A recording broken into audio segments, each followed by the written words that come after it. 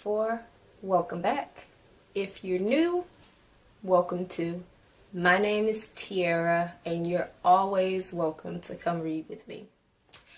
So, today I am all of almost a week late, because I think we're almost 7 days into December, but I'm here to do my nonfiction November wrap-up.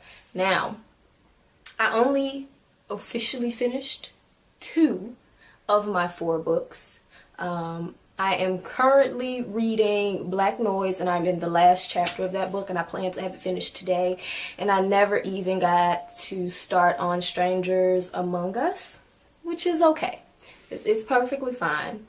I don't think that in this video I want to do a review of any of the books, but yeah, I just wanted to go ahead and wrap up the end of November, because I plan to do a review for all 3 of the books that I did get to. Okay, so for the 2 books that I finished and the one that I'm currently working on that I do plan to finish, I do plan to do actual in-depth reviews on them. But let's just get to it. So the first book that I started on was the New Testament. That is a collection of poetry by Jericho. I found that it was breathtaking, especially if you've ever watched any of his interviews and you hear him speak. It gives you a mindset of how he would be speaking in the poems. He also had, I want to say he performed some of those poems too, so you're able to go look those up. And I'll look for a few of them and link them down below for you, either in this video or in the full review that I do of the collection of poetry. It was really short. I finished it within under an hour, and then I read it again, so I read it twice. So it took me an hour to read it 2 times, but exhilarating, breathtaking. Those are just a few words that I'll use to describe that book. Now, the second book that I read was Buxton, A Black Utopia in the Heartland. And as you can see, very heavily noted, very heavily sticky tabbed.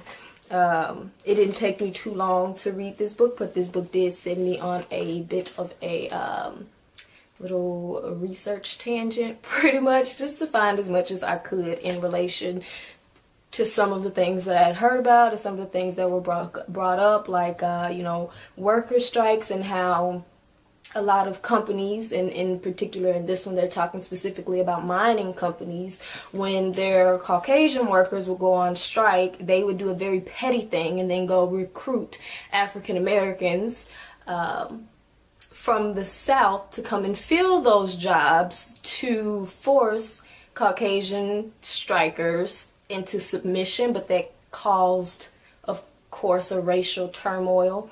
So it really made me delve into that, and I'll talk more about it in the actual review of Buxton, A Black Utopia in the Heartland. Now, after Buxton, I started on Black Noise, which I am on the last chapter of right now. And as you can see, once again, it's very heavily sticky tabbed. There are some notes in here, and I even went as far as highlighting some of the passages in the book that I want to talk about in the full review of this book. I will also have a playlist coming, because they mention a lot of hip-hop in the book. I decided to make a playlist. That's really what took me so long, because again, as most nonfiction books do, between sending you off on a little research tangent, they make you very interactive in the information that they're giving you. So of course I ended up listening to a lot of music that I had forgotten about. I learned a lot of things that I didn't know about. Like, I didn't know that the hip hop police was real. I just kind of thought that it was a term that we kind of coined within the community for people. No. There's a task force for hip-hop, the genre. I didn't know that. Found that out in here, or I gave validity to it in here, because I always just thought it was a, you know, I just thought it was a cultural term that we kind of just used to talk about people who didn't really like hip-hop and found any reason under the sun to critique it. But it's real. I mean, it's a great way to describe those people, but that the hip-hop task force, hip-hop police, it's very much real. So yeah, and then of course I didn't get to start on this one, but I do plan to start it. Whew. The words are super little. I didn't notice that when I first picked it up, but I do plan to get into that. So that's it. Really short, simple, to the point. Not a lot has really happened. The Thanksgiving weekend really, or the Thanksgiving week really slowed me down between Thanksgiving and then my birthday was shortly after.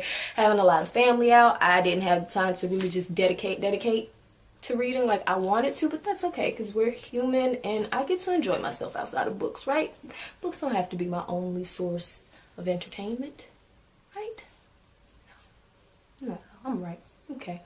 Well, if you finished or was successful in reading all the books that you had planned to for your nonfiction November, let me know down below. What did you read? Did you find it titillating? Was it dry because it was nonfiction? You know, what's on your mind?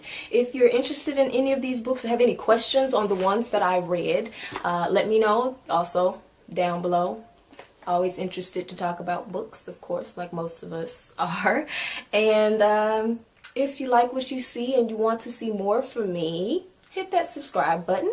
If you haven't, I put out a video not even a week ago, it was a few days ago, of my review for the annotated African American folktales.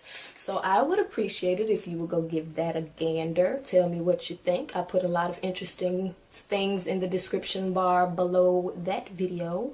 And I hope you have a great day.